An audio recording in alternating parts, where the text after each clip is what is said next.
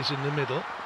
Checks back against Carter and scores. That is atypical for the Miedemar goal.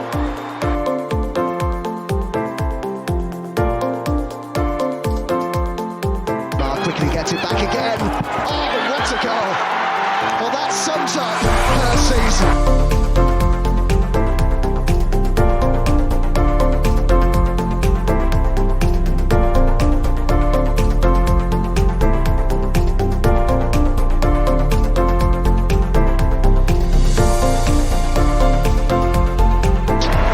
The Gunners are WSL champions. Hello everyone and welcome back to another Vic Akers Wonderland podcast. This time the review of the Republic of Ireland versus the England team. How are you both, Adam? Okay. It was an okay performance, and I'm feeling very okay about discussing it. As we'll sort of see. Lottie, how are you feeling? I've got a bit of a splitting headache tonight, but I'm a bit of mixed emotions today after the men's game yesterday. Winning a signed programme from Anita Sante, Rachel Daly retiring, and then something else just cheered me up and I've forgotten what it is. I'm having one of them days, but how are you, Matt? I'm not too bad. So we'll go straight into the news then. Stina Blackstenius has gained 100 caps for Sweden. So huge congratulations to Stina Blackstenius. Andreas Jonker has been talking about Viv Miedemar, just saying that she's on the track to, if everything goes as planned, she'll be there, suggesting that next lot of games, which is May, the end of May and the start of June, that she'll be there for that. So fingers crossed, ladies and gentlemen, and everyone else, touching wood, we might see Viv Miedemar in an Arsenal shirt again soon. That'd be nice. Get for a right towards the end of the season. Games are running out. Yeah, might see her end of season against Brighton. We'll see. Just We're as far away as from that City game as possible at this point. And something to make everyone a little bit more chuckly. Herve Renard was sent off along with Selma Bakker after 2 yellows against Sweden and will miss the match versus England at St James's Park. Oh, that's a shame, isn't it? Herve Renard is the French manager, yes. Yes, the French manager was sent off. Yes. And who was the player back then? Selma Bakker. Bakker, sorry. Yeah, Okay, isn't one of our lovely French friends she really wants her to come to Arsenal, doesn't she? If I remember rightly. Yes, she's a Bakker stand. If I remember rightly. Bakker. Yeah. Well, that's a bit of a surprise. I wasn't aware of that, but that France game, that France to the header, is going to be critical for a qualification, and we're going to need all the help we can get. And the manager not being there, because she was a double yellow, does that mean she's also suspended, or is it just a normal? It'll be 1 game suspension. So she won't be available either. No. Okay, that's interesting. But they've got resources on their bench. Let's be serious. Well, yes, I mean they are. She's first choice for a reason, but they've got resources. Yeah. So, just a bit of fun, really, is Kirsten Kasparai suspended for 1 game and fined for £1,634.61 for swearing at United fans at the Manchester United derby. And I just found it so funny that they came up with, oh yeah, we're going to give you an X amount, but then where's this 61p come from? I think this is one of the things where they've probably done a percentage of. It has to be a percentage. It must be a percentage of her paycheck. It's got to be something like that. Yeah, because it's not because otherwise it'd be an arbitrary amount. It'll be £1,000 or something, or £10,000. But the fact they've done that, I don't know why they've got her at 34.61 on there. It's like round it down. Like it doesn't make sense. But then again, this wonderful Dutch person leapt from the OG Dutch person who plays at Arsenal. So whether she got fined or not, I don't know. I don't remember, to be fair.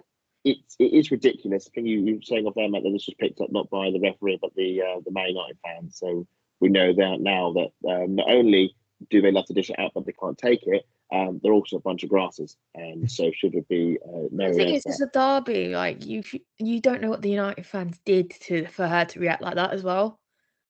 Although that is there's true, an I suppose. expectation of professionalism to that, but if she had something that she really didn't like, and we know how certain United fans like to abuse people and toot their own horn about what a massive club they Yeah, are, and I would also. someone's going to bite. If it wasn't Katie, it was going to be someone else.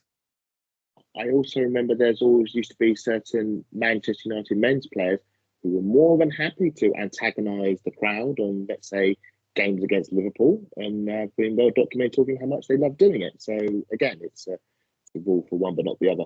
I think the Chargers is a load of nonsense. You want that banter and rivalry between, the fans and the players, and Yeah, but they're still trying to give us sunshine and rainbows in women's football, and it's not going like that. It's gone.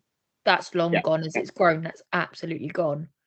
Like we said on our Aston Villa pod, like the banter's all there, but there's a line you don't cross, and that it's insulting, it's rude, but it's not over that line. You don't know what was said for her to react like that. I would say that there are worse things she could have done, which would 100% have deserved a fine and so forth. I think this is overzealous, shall we say, with the means of. They made an example of her when it's not necessary. Unfortunately so. And the thing is, it's going to be that. Imagine the things that they could nail the fans in the North Bank for some of the chants that they're hurling out. I mean, it is a bit silly, really. And you're going to fine a whole stand? No. Like try finding the whole Emirates when we sing about Skinner. Do you know what I mean? If there was somebody that you're going to see stick, let's say, two fingers up at the crowd in the team at the moment, I know who I would think would do it. And who do you think would do it? Katie. It's always going to be Katie. Obviously, it's going to be Katie, isn't it? But she's done it before. And it's like the first person all I can see is Vivian Miedemar in my head. Yeah. So, I could easily imagine Katie McKay getting booked for doing that towards the crowd, 100%. Yeah, she's done it with two, hasn't she? Two hands instead of just the one. So. Yeah, I believe so. So it's silly, and I think the FA have completely gone overboard on this one. I do understand why, but I think it could have just been a bit talking to the whole suspension and the fine stuff. It's just daft and. So, as Lottie has mentioned, Rachel Daly has officially announced her retirement from international duty. You've already gone very sad. I'm just 84 caps, 16 goals. Her first goal came against Serbia, and I do remember her playing in the She Believes Cup a while back with Mark Sampson. Wow. No, sorry, no, not Mark Sampson. Sorry, Phil Neville. Phil Neville, yes. And oddly enough, Mark Sampson didn't pick her for the Euros in 2017. If I'm being honest, I think that was a bit of a mistake. But Rachel Daly has been an absolute star. I think we all have a favourite memory. I think if I had to pick one, it would have to be at the Old Trafford. I don't know why I said Old Trafford. Probably dancing around Sheffield. Just talking about Man United. I'll probably say dancing around Sheffield United with the cowboy hat in the semi-final win against Sweden. She was just really got involved, and she got really invested during the Euros, and it was great to see that. Adam, was there any? Yeah, absolutely. Memories, absolutely. The Euros was sort of the big catapult of women's football, and Daly was a part of it. I mean, the first time I really noticed Daly, I think it was the 2019 World Cup, and she got put in for the final group game against Japan. And I never really heard of her. And it's like, oh, she plays over in America. She plays in the NWSL. And I was like, oh, okay. So intrigued to see what she was like, and she was very pacey, running at full back, but looked a very good player. And it was only really sort of Serena going into Euros, she sort of harnessed her as a striker being moved into a fullback area, and had a very good tournament. And my main memory is her on stage singing, I think it was Celine Dion, wasn't it? River Deep, Mountain High, because that was the song they played in the changing rooms, and that song sort of went viral. We had Sweet Caroline, but that was one of their main songs they sung post match. So a lot of love for Rachel Daly, did a lot of good stuff for England. The eternal debate of striker or fullback. Ultimately, she was both. And that was one of the great traits of Rachel, that she would play anywhere on the pitch. I think even Villa have got her playing defensive midfielder for some reason now. So yeah, you could put her anywhere team and she would give it 100%.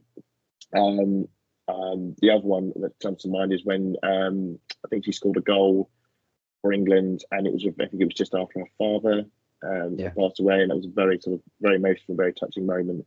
So yeah, I was a bit surprised when the news came out.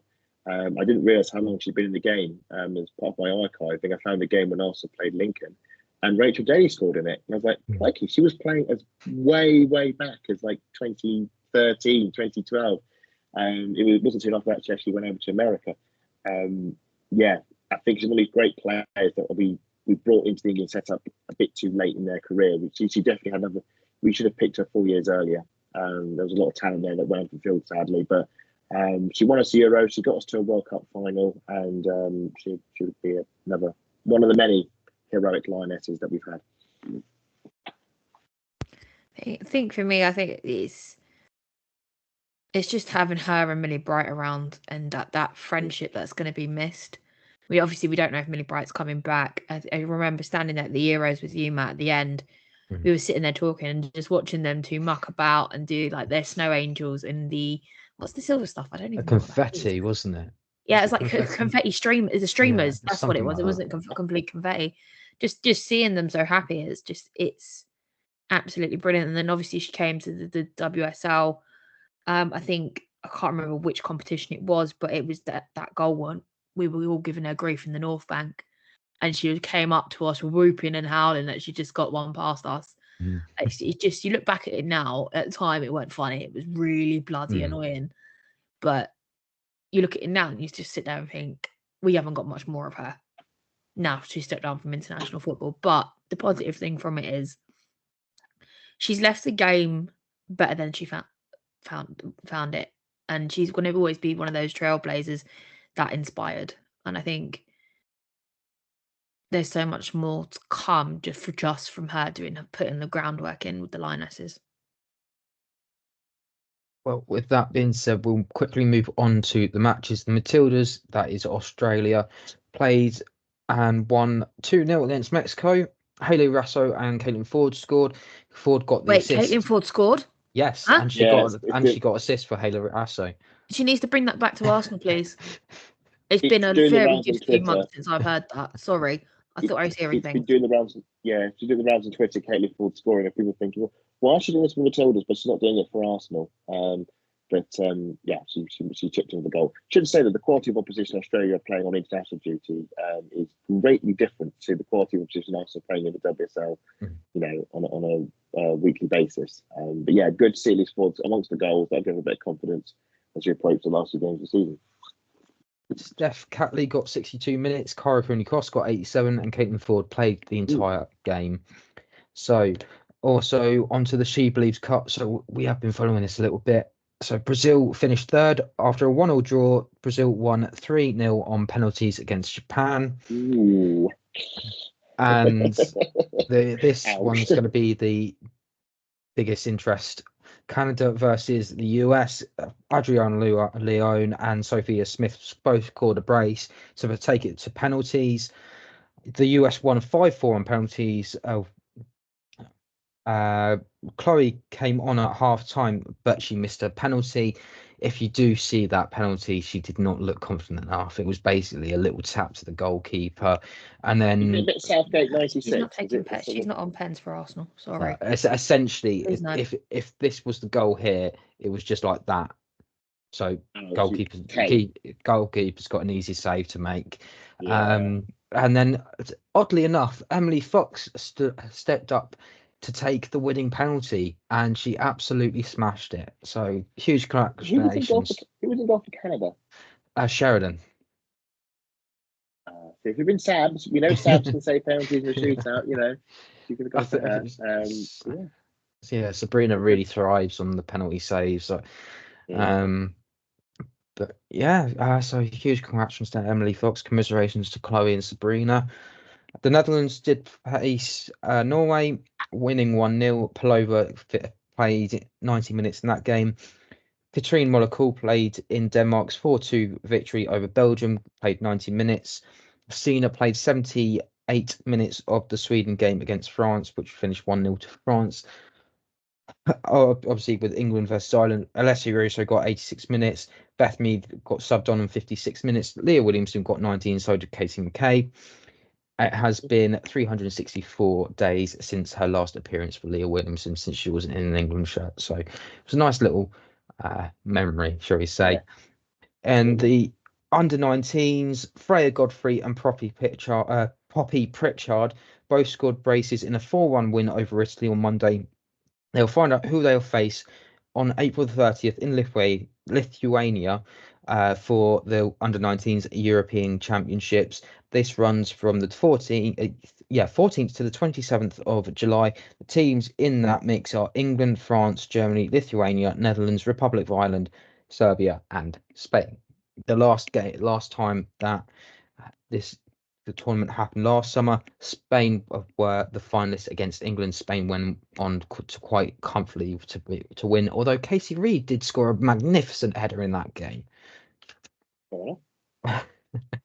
So with all those matches out the way, it's time to look at the England-Ireland game. So we'll start with the Ireland team. It's a bit of an odd one because some people were saying it was 4-3-3, other people were saying it's a 5-4-1. So Courtney Brosnan in goal. Can't even read my own writing there. I think that's the United player that Afi Mannion, thank you. Hayes, Louise Quinn, Anna Patton, Katie McCabe, Heather Payne, Denise O'Sullivan, Rusha Littlejohn, Lucy Quinn, and Carusa all starting for Ireland. Just your thoughts? I think it's what we should Katie alongside Rusha? Well, that must have been interesting to watch, Adam, surely. I'm looking forward to the Shubham interview when the interviewer talks about the game, and that'll be the latest content to look out for. It's what I expected. Yeah, but we said Anna Patton would start. We said Louise could probably start. There's double quality in there. I was expecting to be deep defensive, try and ping England on the counter or get them on a set piece, and it pretty much panned out as we expected. And England, sorry, Lottie. I think it's a bit exciting that Anna Patton got to start, but she had a little bit of a howler, which I know we'll probably get on. Well, we'll get, yes. I think see that. Yeah. That's on her. Yes. Yeah. So England played a 4-3-3. Hannah Hampton started in goal.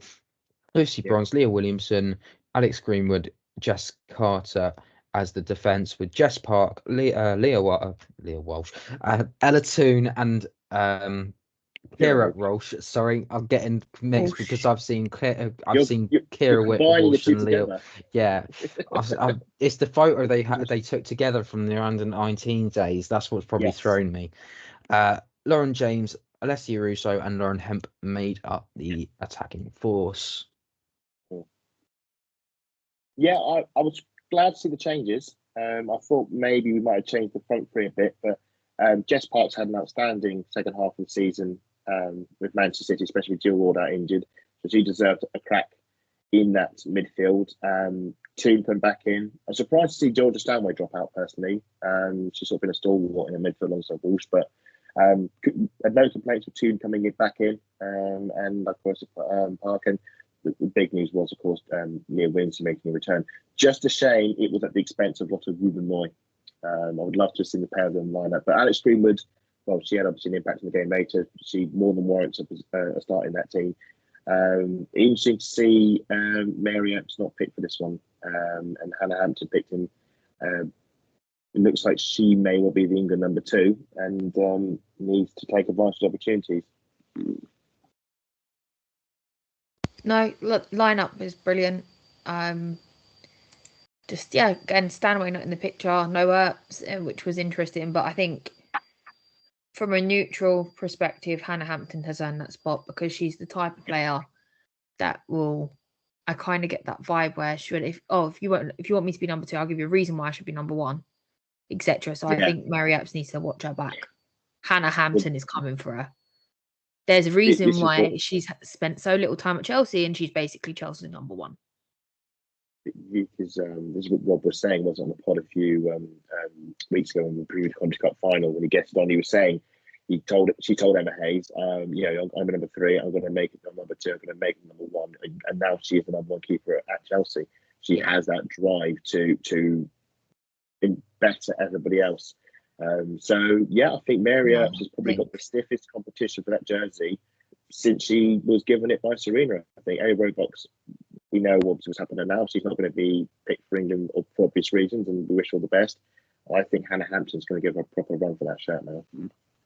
I'll be interested to see what happens come the Euros. I have a feeling that, if I'm honest, we're going to see the last of Mary Earps in the Euros, and that'll be that. Ooh, that's a hot take, Matt. That's a very hot take. That's coming from the Goalkeepers Union as well. Yeah, the goalkeepers union has spoken. 11 minutes into the game, Lauren Hemp's short pass to Kira Walsh with a cross into the box. Lucy Bronze attempts to find, he wasn't sure who it was meant to go to. It was either Lauren James or Alessia Russo. He finds neither because the ball bounces off into the path of Anna Patton. It just bounces off her straight in towards Lauren James's path and just smashes it low past Courtney Brosnan. 1-0. Yeah, it was a good take by James. Good anticipation. Being prepared when the ball just dropped to take it. One of the problems we had in the Sweden game is that we weren't anywhere near clinical enough when the moments came. But I thought it was good alertness from James to pick up on that loose ball. I should say this was a better game from Hemp. I thought it was a good play. She had a much better game on the left wing this time around. And so yeah, it was 12 minutes in. I was thinking, this is much improved, but I think as Lottie will go into, Anna Patton didn't really cover herself in glory in that one, sadly. No, she didn't. You've got. It's a bit of a learning curve at the moment, isn't it, for her, because she's just coming in. It is, but it's also, you've got to question the basics of her defending there. It's like, yes, you're playing for your team, but it's still a game of football. Like, the pressure's there and everything. Do we ask the question, was the pressure too much for her first sort of game for the Republic of Ireland? Or had she lost her head or lapse of concentration in that moment? It's a basic defending, especially when you know Lauren James is lurking. What was good, though... Sorry, Adam, I was just going to quickly say that it was good that she had someone very experienced beside her in Louise Quinn. Yes, absolutely. You need that when you're a young player coming through. Absolutely. Yeah, you need that sort of guiding hand to sort of steer you through the games and help you out. The problem was in this game, I did say in the preview, what's the danger paper for the Anna Patton one is she's either going to have a great game or she's going to cost Ireland. And unfortunately, it was a cost Ireland moment. The cross comes in and she misjudges it. She has to head back clear. If she's not heading clear, she has to contest the header with Lucy Bronze. And the ball goes over her head. She misjudges the cross. And then she doesn't adjust in time. The ball deflects off her, unfortunately. And as England are ruthless. I mean, there is a quality disparity here. If Ireland were to beat England, they would have to be on top of their game, and England would have to have a sloppy one. And it wasn't the case in the early stages. England were on it and warranted the lead. I think Russo had a header, I think earlier, or maybe I know there was another chance, I think, just beforehand, but it did feel like we was building up to a goal, and Lauren James took it very, very well. And I was thinking, oh crikey, we could rack up a score here now, which we need because considering we are on the back foot in the group so far. 17 minutes, Lauren Hemp once again with a cross. This time it's headed away by Katie McCabe, but unfortunately it's not headed away properly, so it's just sort of still in the air, very lofted, and it only gets as high as to a waiting Jess Park on the edge of the box. However, she goes for the volley. The effort is then blocked by Rashida Littlejohn, who's gone to charge at the ball. And when I say charge, she literally runs, and she's running with her arm in the air. The ball touches her arm, and there's questions about it being a pen, but it's quite simply, you put your hand towards it, it's a penalty. Yeah. You look at the way because she's sort of in the air, and then she sort of turns her head, but she doesn't move her body or her arm. So I can understand why she's getting upset, but it's common sense. If you're going to turn your head to protect your face from the ball hitting you in the face, move your arm out the way. Penalty all day long. There's no questions about it for me. Although I've only seen the highlights, because I was at the Bayern Munich game last night. But yeah, penalty all day long. There's nothing to debate. I mean, what is the debate? Can I ask? Have you guys seen it? Yes, there is a debate, and I think the debate will extend into the. Well, again, jumping ahead slightly. There's another incident that will happen, and that's why I think two interlinked. And there's a slight difference between them. The problem with Rusha is that she's had a lot of time to prepare herself. That because the ball, as you mentioned, Katie McCabe heads it clear. The ball is fallen to Jess Park, so Rusha has enough time to compose herself and get the blocking properly. And she you can tell she's not composed. She's not in control because you can see her face. She is charging out, helping to try and close down the shot, and she's jumped in the air because it's a volley, and her arms are wide out. There is no argument. The surprising thing was, I thought the referee wasn't going to give it. I thought she'd waved it off, and then it was like a delay. Yeah, I'm wondering. Yeah, I think the official must have spotted it because she seemed to change her mind. It is a penalty. It's a clear handball. Yeah, her arms are fully outstretched, and I think it bounced. I think it might be her elbow. I think it does. There's no doubt it's a handball and it's in the box. It's a penalty. Ireland can debate the toss as much as they want. I think the problem is with Ireland is they, being in their position, they can't. Especially describe this. Again, like the first goal, the mistake. It's a mistake by them, and they needed to have such a clean game to ensure that they get something out of it. They've already lost their first game to France. They could afford to lose another one, and so they needed to make sure the defence was absolutely watertight. And they basically gifted England the first two goals. England didn't have to do some nice intricate passing or force a turnover. Anna Patten made a mistake. Rusha did it on it. It's such a sloppy, soft way to gift two goals within the first 20 minutes of a football match. And I think that was the main frustration from Ireland. Is to them, they know that these are basic mistakes, and they were too avoidable. They didn't have to be 2-0 down, but as it was a penalty. And I thought Greenwood took it rather well. Yeah, there was, as I said, as I was going to say, questions about the penalty. Obviously, we've decided no, it's penalty. Yeah. We've all said that. Look, the ball carries on. Leah Williamson looks to cross the ball in to go into the box. Eventually, the referee does give the penalty. Alex Greenwood takes and just slots it to Brosnan's right, 2-0. At that moment in time, to think, right, okay, is this a case of how many, or is it a case of what's going to happen next? I think it's a case of what happens next, because Ireland are not that pushover team anymore. I think at this point for them, it was probably damage control. As I said, because I didn't watch the whole game, but this is just going on highlights, damage control, and just see how many they can keep out, I guess. Yeah. For me, I wouldn't say. I think the England mentality had to be how many, because goal difference could definitely come into it, especially with Sweden and France in our groups. We saw the power of goal difference in the Olympic qualification for the Nations League and how we fell foul of it because we were not clinical enough when the moment was in our hands. So not so much of Ireland a pushover as we should rack up a score, but more like we need to rack up a score because we are winning 2-0 here, and we don't know, it could come. We could be tied with second and third place, and having an extra goal could be what swings us into automatic qualification in the Euros. So, yeah, 2-0, very pleased with the start. Although, as I said earlier, we didn't have to push ourselves to get those two goals. I said they were gifts, but we took them, which was crucial. So yeah, I was happy. I was thinking, right, let's twist the knife. Ireland are going to be rattled. Understandably so, not just the fact that they conceded, but the manner in which they conceded the goals. And we need to get them whilst they're rocking, because we may not get this chance again. Because I was pretty confident at some point they were going to settle down and get their shape right, and then hopefully make it more of a contest. Well, 10 minutes later, 27 minutes on the clock, Lauren Hemp again with another across. Adam, you were talking about how lethal she was in this game. She really was. Louise Quinn attempts to clear the ball, but it comes off her knee and then onto her hand. It's given as a penalty. Greenwood takes the penalty again, this time opting to hit the right corner, hits the post, and away it goes. It doesn't. Courtney Brosnan gets a little bit lucky as well. She is diving to that right, and it doesn't hit her. Is that a little bit of justice though? Because was it a penalty to begin with?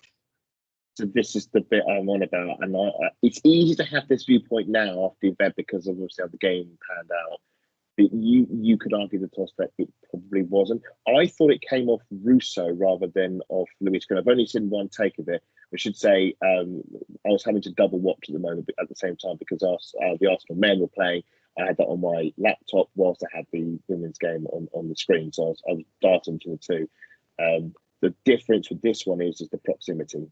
Is that the touch onto Quinn there is so little time from the ball. I thought it came off Russo, and assuming it came off Russo, there is no time for Louise Quinn to react to the ball striking. It does strike her in the arm, yes, but unlike the Russia block, there wasn't enough time to get set. The cross came in, and suddenly it's a freak deflection, and suddenly, it's hit your arm. I think it was harsh on the ref. To be honest, I couldn't see the handball from the original camera angle. It just suddenly was a penalty, and I was like, "Oh, fantastic! It's a penalty. We've got another chance to score." And then you watch the replays and you go, "That's a bit harsh." I can understand why Louise Quinn has a face like thunder.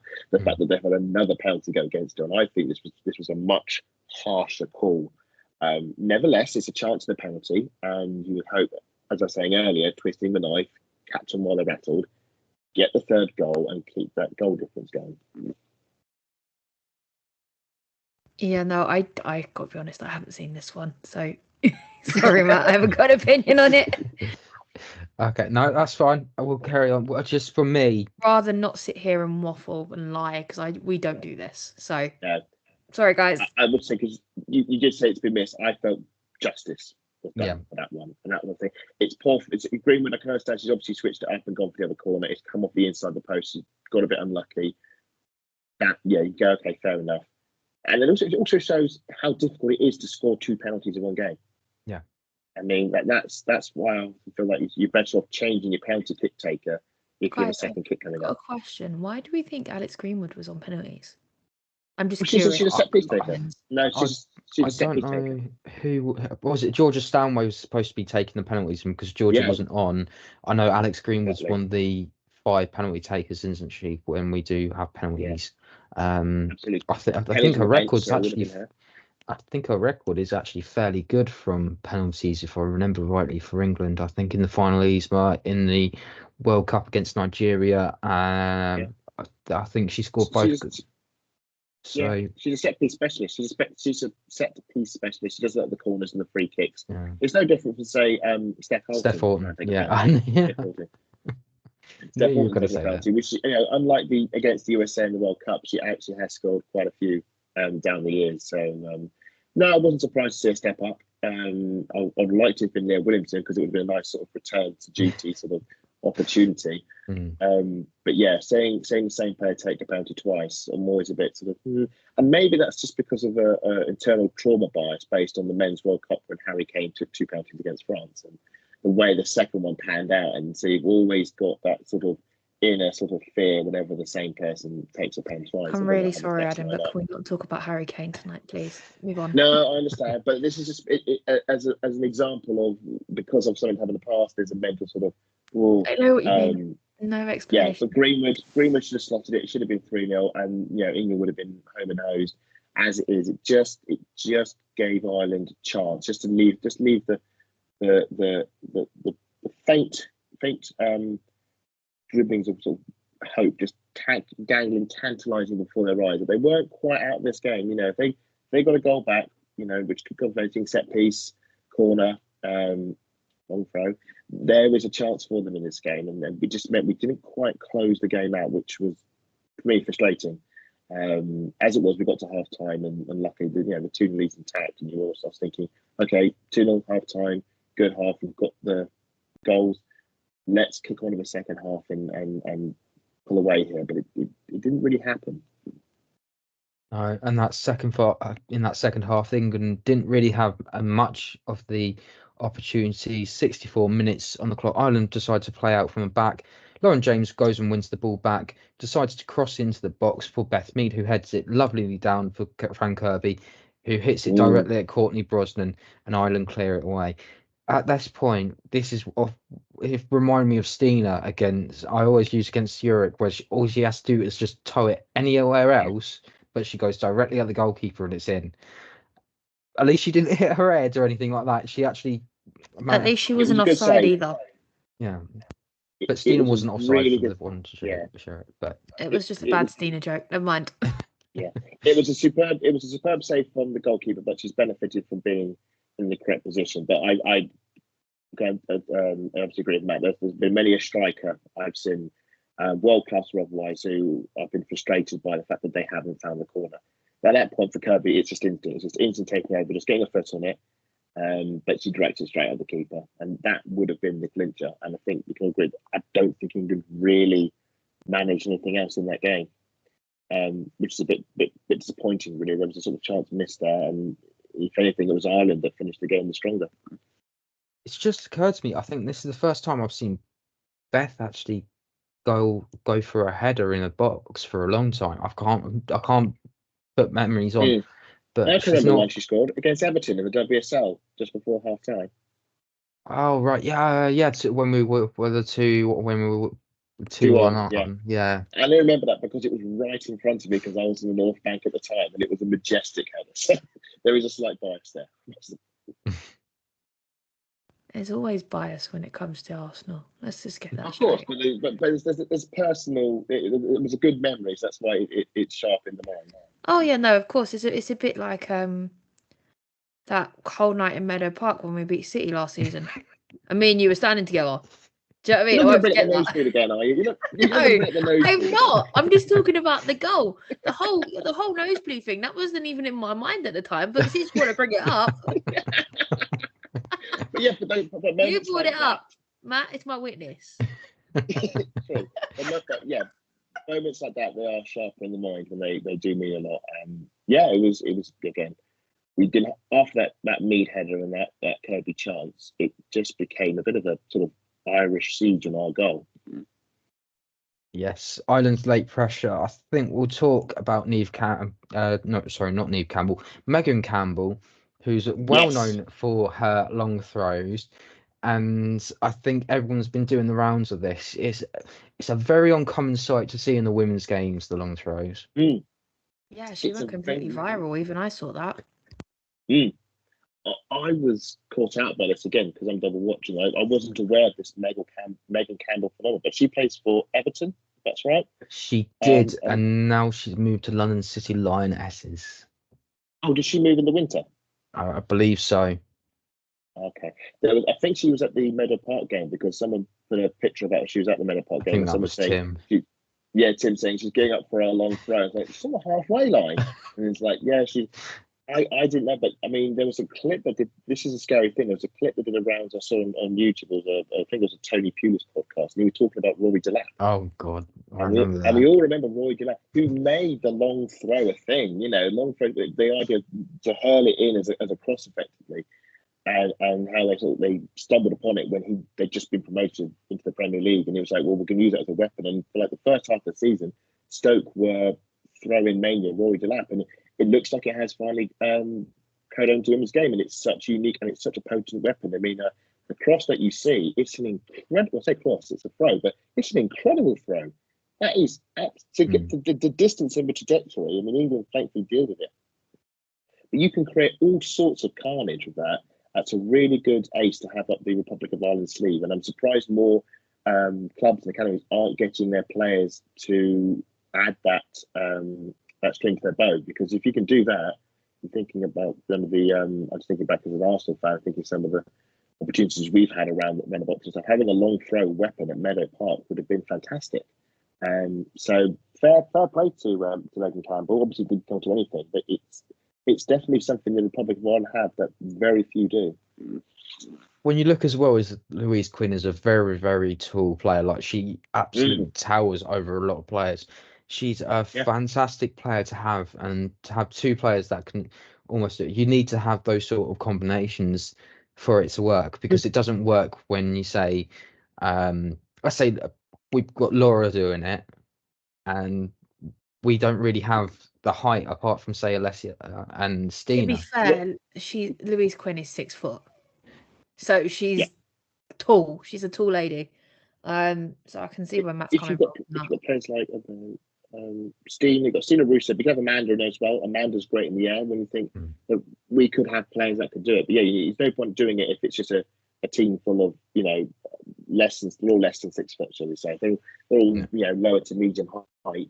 They're all Kim Littles, shall we say. It's no good. The whole team is just a bunch of Kim Littles. As great as they'll be on the ball and their movement and so forth, they're not winning any aerial throws against like a whole team of Louise Quinn, shall we say. Yeah, but the thing is, I think that's one of the things that makes women's football a bit unique. They're not all tall and lanky. No. Like the likes of Kai Havertz. There's a mixture of height in there. And yes, it's always the one person you expect the least that gets the good headers in as well. It's usually the shorter players because they get more air time, isn't it? Exactly. Whereas you find the taller players can't. Well, unless you're Amanda Ilestead, different story. Just don't get the height in the air. No. So Katie McCabe with a free kick. This time it goes all the way to Louise Quinn, who slides it straight across. England tried to scramble it away, and they managed to get a corner from that. That was the moment. For me, I was watching, again, jumping to and fro. That moment caught my eye, and I thought, that was a bit close to the line. I think if Ireland got the goal back, I don't know, I think they could have done it. There was definitely enough. There wasn't the finish at the end, there wasn't the clinicalness of it, but they had the dominance in the territory and they had the momentum in the game, they had the swing. I think it's a commendment to England, their defence, and we should say this is Leah Williamson's not just her first appearance, first 90 minutes. And I thought she managed that backline well enough to sort of see the danger out and sort of take the sting out of the Irish attack until they basically ran out of legs. But that was the moment I thought if Ireland had scored there, I think they would have warranted the goal at that point. And it was a good moment. The cross came back in. The first real time they got really behind the defence. And that's a dangerous set piece, especially we've got Katie McCabe. She's got, as I say, a wonder of a left foot. And she can do that from set pieces. Very well worked. We got away with one. And to be honest, that's my overriding feeling, probably of the game as a whole. Especially that second half, I do think, again, we got away with one, because I think, again, we could be 2-0 up again. If we were 2-0 up away in France and we put in something that falls like that, I could see France getting a point, as an example. I think we got a bit lucky on this one.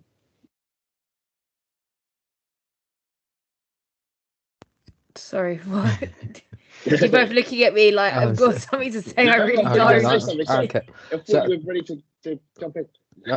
So this one was the most chaotic, and the frustrating thing is that I ended up having a bit of an argument with Siobhan Chamberlain sort of to myself about this, because Hannah Hampton is time wasting and Katie McCabe's doing what Katie McCabe does when people are time wasting. Yes. She stands on the edge of the box, Don't tell me I missed this. Waiting for Hannah Hampton to kick the ball, and what does Hampton do? She hits it straight at Katie McCabe. The ball bounces straight off her.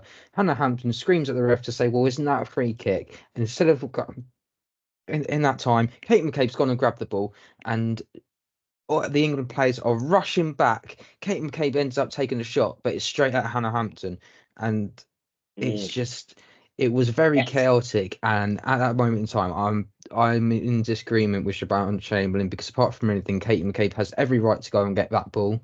What does she actually say though, for you to disagree? Because she's right. So apparently the rules state that the player has to be a certain amount of distance away, and because she wasn't, it should be a free kick. Yeah, but Katie McCabe was outside the box, wasn't she? She was outside the box. I think that's the distance, isn't it? I'm not too sure what the ruling is exactly. Again, this is one of those moments where I sort of came in halfway through, where I looked up and saw the ball flying through our box and McCabe running towards it, and Hannah Hampton's complaining about something, and I'm thinking, get back in your goal, get back in, stop complaining, okay? The ref hasn't given anything, get back in position. And thankfully McCabe, I think England put the press back in time, and McCabe, it was a very tight angle, and went for a rather ambitious shot that was straight to Hampton.